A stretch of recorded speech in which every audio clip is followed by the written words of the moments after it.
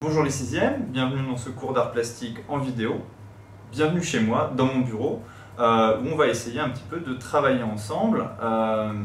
Déjà, j'espère que vous allez bien et j'espère que vous vous ennuyez pas trop chez vous. Alors, je sais que vous allez avoir beaucoup de travail, notamment pour rattraper les cours. Donc j'espère que l'exercice et l'activité que je vais vous proposer aujourd'hui va pouvoir un petit peu vous permettre de vous détendre, parce qu'il va s'agir de travailler en peinture. Pour ceux qui ont de la peinture, alors ceux qui ne peuvent pas, qui n'ont pas accès à de la peinture, vous pouvez faire le même exercice, ne vous inquiétez pas, avec des crayons de couleur. Moi je ferai l'exercice aujourd'hui en peinture, mais si vous voulez le faire en crayon de couleur, c'est pas un gros souci, ça va marcher aussi. Aujourd'hui, on va parler donc de quelque chose relatif aux couleurs. On va parler du cercle chromatique, et c'est ce qu'on va essayer de fabriquer. Un cercle chromatique, c'est quoi? Tout simplement, c'est un cercle qui permet de voir un petit peu comment se forment les couleurs. Alors, dans ce qu'on appelle la théorie des couleurs, on distingue deux types de couleurs. Il va y avoir d'un côté les couleurs primaires, et de l'autre côté les couleurs secondaires. Les couleurs primaires, ce sont les couleurs qui vont permettre, par mélange, de fabriquer toutes les autres. Alors, les couleurs primaires, ce sont le bleu, le rouge et le jaune. À partir de ces couleurs-là, on va pouvoir fabriquer toutes les autres couleurs qu'on va appeler les couleurs secondaires. Alors les couleurs secondaires, il y en a une infinité, puisque ce sont des couleurs qu'on peut fabriquer par mélange. Donc, en fonction des proportions, en fonction des dosages, les couleurs vont varier et on va pouvoir avoir beaucoup de couleurs secondaires. Mais on va distinguer trois grandes familles: les oranges, les violets et les verts. Alors, vous savez que les oranges se forment en mélangeant du jaune et du rouge. Les verts se forment en mélangeant du bleu et du jaune. Et les violets vont se former en mélangeant du rouge et du bleu. Alors, pour cet exercice, on va avoir besoin d'un certain nombre de matériel. Déjà, le papier. Hop, moi j'ai choisi celui-là, il est classique, il n'est pas cher et vous le trouverez à ABC. Vous pouvez prendre n'importe quel papier, il n'y a pas de souci. Si vous voulez utiliser du papier classique de photocopie, ça marche très bien aussi. Vous pouvez utiliser également ce type de choses-là. Donc vous voyez que moi j'ai choisi des watercolors. La marque, peu importe, encore une fois, vous prenez ce que vous trouvez. Ce qui est important de bien comprendre, c'est que pour l'exercice d'aujourd'hui, on va utiliser simplement le jaune, le rouge et le bleu. Le reste des couleurs, on ne les utilisera pas. Donc la boîte, hop, vous pouvez la mettre de côté. Important également quand on fait de la peinture, avoir une palette. Ok, alors là vous voyez que moi c'est une palette qui est faite exprès pour la peinture. Si vous n'en avez pas chez vous, vous pouvez prendre par exemple une assiette. Ce type de peinture se nettoie bien après et vous pourrez la réutiliser pour manger. J'ai choisi également pour travailler deux types de pinceaux, un pinceau assez fin et un pinceau un petit peu plus large pour remplir les zones. Donc avec le fin on fait des détails, avec le un petit peu plus large on va pouvoir remplir les zones de couleur. Ce qui va être utile également pour construire le cercle, ça va être cet outil-là que vous utilisez d'habitude en géométrie, mais qui va être pratique justement pour simplement faire la construction. Pour faire la construction également, on va avoir besoin d'une règle et d'un compas. Évidemment, comme on fait de la peinture, il nous faut également de l'eau. Et là, vous voyez qu'il y a mon voisin qui commence à percer des trous dans le mur. Ok. De l'eau. Moi j'ai choisi cette espèce de barquette, alors que j'ai dû récupérer je crois quand j'ai fait du take-away food. Vous en avez peut-être chez vous. Ce qui est bien pratique, c'est qu'elle peut se refermer, qu'elle est large et que du coup le pinceau le pinceau ne va pas tomber. Vous pouvez mettre pas mal d'eau dedans pour nettoyer votre pinceau quand vous changez de couleur. Et puis, indispensable à chaque fois qu'on fait des arts plastiques, le crayon à papier. Allez, c'est parti. Alors pour la première étape, on va devoir passer par un petit exercice de géométrie. Donc on va avoir besoin du crayon, du rapporteur, de la règle et du compas. Alors ce qu'on veut essayer de faire, c'est un cercle de 12 parties égales. Alors évidemment, si on trace le cercle à la main, ça va nous donner quelque chose d'à peu près comme ça. Donc quelque chose de pas très joli, de pas très droit. avec des parties qui ne sont pas du tout égales. Donc ce qu'on va faire, c'est passer un petit peu par les mathématiques. Alors vous savez que un angle plat, ça fait 180 degrés. Ici, vous avez un angle plat. Ok? Donc on sait que sur un demi-cercle, je vous le remonte, sur un demi-cercle comme ça, on va avoir 180 degrés. Alors si on veut compléter notre cercle, on peut rajouter 180 degrés encore. Donc, on va utiliser un petit peu cette chose-là pour diviser notre cercle. Donc, il va falloir qu'on divise par 6, hop, cet angle-là de 180 degrés, et par 6, cet angle-là de 180 degrés. Alors, comment on va procéder? C'est assez simple. Alors déjà, on va essayer de mettre sur notre feuille le point central. Alors, c'est pas la peine de calculer exactement. Hop, j'espère que vous arrivez à bien voir le point. Ce point central va être la base de notre cercle, donc ce sera le centre du cercle. À partir de ce point-là, je vais faire passer une droite. Alors vous voyez que vous pouvez tracer assez largement, comme je le fais moi. Hop, une droite qui passe donc par ce point central. Alors à partir de là, vous allez pouvoir maintenant utiliser votre rapporteur. Le rapporteur, on va le placer bien sur la ligne, donc vous faites bien attention de le placer bien sur la ligne. Vous faites attention également que le trou qui se trouve ici soit bien placé sur le centre du cercle. Et à partir de là, on va prendre une petite marque. On va faire une petite marque tous les 30 degrés. Alors vous voyez que là, je commence à 0, 30, alors je vais essayer de bien marquer pour que vous voyez bien à la caméra, 60, 90, 120, 150, 180. Donc vous voyez là, j'ai 1, 2, 3, 4, 5, 6 parties. Je vais faire tourner ma feuille et je vais continuer sur le même principe. Donc je vais replacer mon rapporteur. Voilà, on fait bien attention de placer le 0 sur la droite, le 180 sur la droite et toujours le trou bien sur le centre du cercle. Donc je fais la même chose. 30, 60, 90, 120, 150. Donc vous voyez que je vais de 30 en 30 et 180. Ok, donc maintenant j'ai toutes mes marques qui sont placées sur la feuille et maintenant c'est la partie facile. Je prends ma règle et je vais relier mes petites marques, donc qui passent évidemment toutes par le centre du cercle et je vais tracer des droites.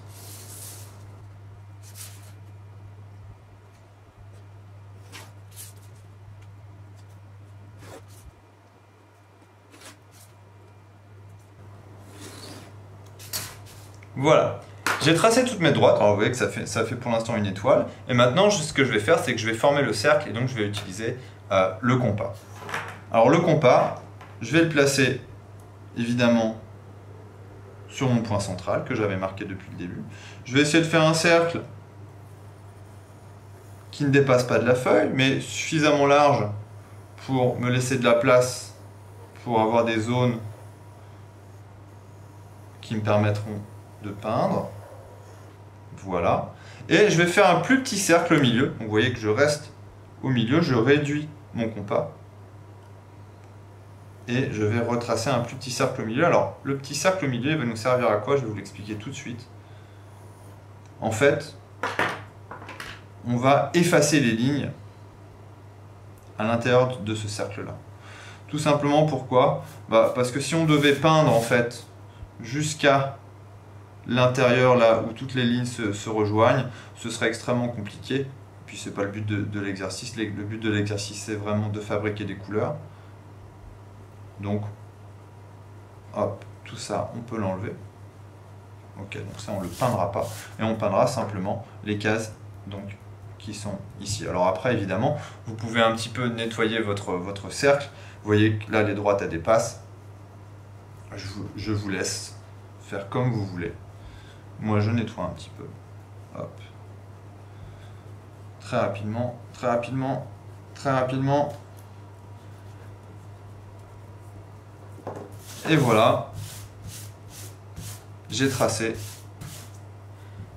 le cercle chromatique. Donc ça, c'est ma base, et maintenant, on va pouvoir commencer à travailler en peinture.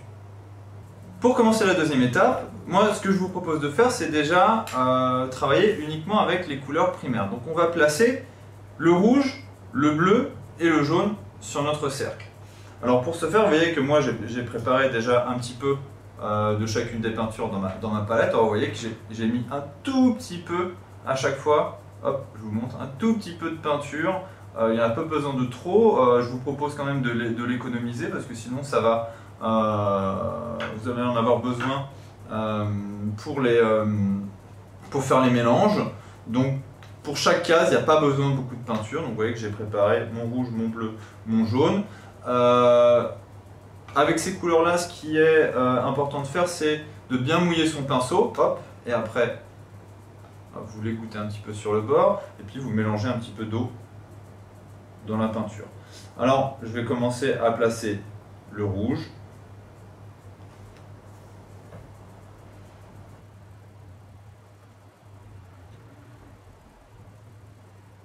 Voilà, très bien. Alors, vous voyez que j'ai été un petit peu cochon. Et ça déborde un tout petit peu.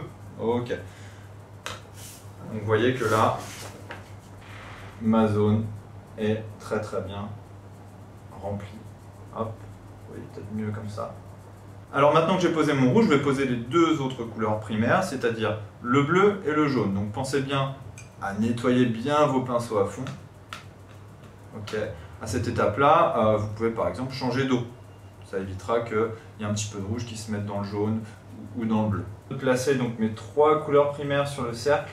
Alors notez bien qu'elles sont pas placées, que les couleurs ne sont pas placées au hasard. Faites bien attention d'avoir 1, 2, 3 cases d'écart à chaque fois. 1, 2 et 3. Et ici 1, 2 et 3. Donc ça c'est important parce qu'en fait ce qu'on va vouloir c'est que ce qu'on va vouloir faire, c'est mettre des couleurs secondaires entre ces couleurs-là. Alors par exemple, ici, vous allez avoir entre le jaune et le rouge des nuances de orange. Alors on va vouloir que, ici, par exemple, si on remplit le cercle de manière logique, on ait moitié un mélange qui soit moitié jaune et moitié rouge. Ici, comme on est plus près de la case rouge, on va vouloir avoir un mélange de orange qui soit majoritairement composé de rouge avec un petit peu de jaune, et à l'inverse, ici, vu que cette case elle est plus près du jaune, on va avoir un mélange de orange qui sera majoritairement composé de jaune avec un petit peu de rouge. Et donc, ici encore une fois, je le répète, ici ce sera du 50%, 50%, moitié-moitié, autant de jaune que de rouge. Et pareil, pour le reste du cercle. Donc l'idée c'est vraiment de remplir le cercle de manière logique, de manière, j'ai envie de dire, quasiment mathématique. Alors encore une fois, je vais vous faire le premier exemple et vous pourrez finir chez vous.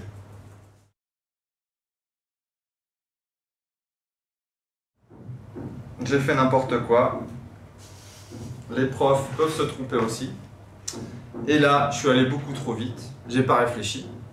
Donc, quand on réfléchit pas, on fait des bêtises. Et là, vous voyez que j'ai mis le orange entre le bleu et le jaune.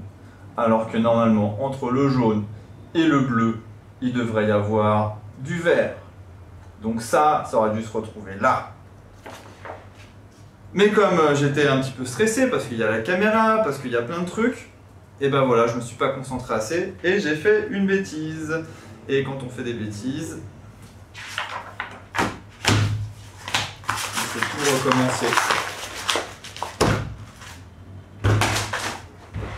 Donc j'ai rattrapé mes bêtises, j'ai tout refait.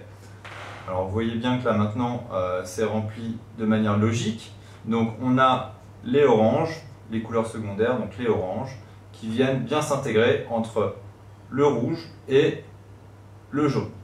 Vous voyez que j'ai bien fait attention à ce que ici par exemple j'ai un orange un petit peu plus rouge et que tout doucement j'aille vers des oranges un petit peu plus jaunes. D'accord? Donc moi ce que je vais vous demander c'est de compléter ce cercle. Ici avec les verts et sur cette partie-là avec les violets. Alors pour ça, il faut bien faire attention à vos dosages. Regardez, moi j'ai fait pas mal de tests avec ma palette. Il faut faire des essais, il faut voir ce qui fonctionne le mieux. Il faut être attentif un petit peu aux couleurs qu'on mélange, aux doses qu'on mélange. Et puis faites bien attention, prenez votre temps parce que la peinture, ça ne s'efface pas. Et tout refaire, c'est un petit peu embêtant. Allez, moi je vais terminer ça et je vous montre le cercle chromatique terminé dans une seconde. Voilà, le cercle chromatique est terminé. Alors, je vous laisse le regarder un tout petit peu, ça va vous servir d'exemple. Donc vous voyez qu'il faut bien faire attention à le remplir de manière logique. Donc vous voyez que entre le bleu et le jaune ici, j'ai bien les verts. Entre le jaune et le rouge, à l'envers c'est pas facile, j'ai bien les oranges, tout par là. Et entre le bleu ici et le rouge là, j'ai bien des différents violets. Donc voilà, on a vu ça aujourd'hui. Je vous rappelle donc le principe de base, le mélange des primaires qui vont former d'autres couleurs secondaires. Alors l'important aujourd'hui, c'était vraiment de s'entraîner à fabriquer des couleurs, des différents violets, des différents oranges, des différents verts. Alors aujourd'hui, on s'arrête là, tranquillement. Si vous voulez vous amuser à continuer à travailler en peinture, il n'y a aucun problème, allez-y, amusez-vous. Si c'est quelque chose qui peut vous détendre pendant cette période un petit peu compliquée, faites-vous plaisir. Vous pouvez même m'envoyer vos travaux à travers le Classroom. La semaine prochaine, on va continuer en couleur, on va continuer en peinture. Pour ceux qui n'avaient peut-être pas de peinture aujourd'hui, essayez d'en avoir pour la semaine prochaine. Ce week-end, peut-être que vous aurez le temps d'aller en acheter. On continuera donc en couleur et en peinture sur un nouvel exercice un petit peu plus créatif, mais je vous en parlerai la semaine prochaine. Alors avant qu'on se quitte, j'aurais bien aimé juste faire un petit point, parce que c'est le début de ce travail ensemble à distance malheureusement. Si vous avez des questions, veillez bien à me les poser en utilisant le Google Classroom.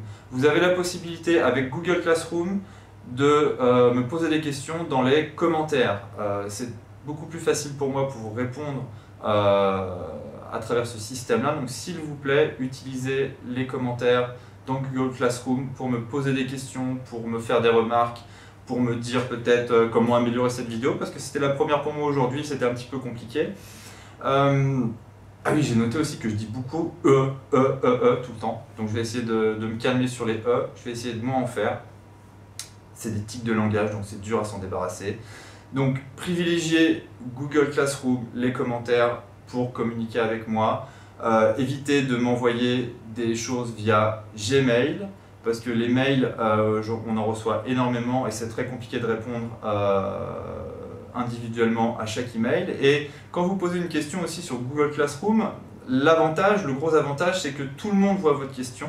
Alors je vous rappelle à cette occasion qu'il n'y a pas de questions bêtes, parce qu'il y a peut-être que vous qui osez poser la question, ça va aider d'autres camarades qui n'osent pas poser la question.